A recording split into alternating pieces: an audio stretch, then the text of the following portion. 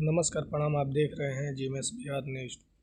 इस time की सबसे बड़ी खबर गुठनी सिवान से निकल कर आ रही है, जहां पे ग्रामीणों ने आज भी होली का पर्व मनाया।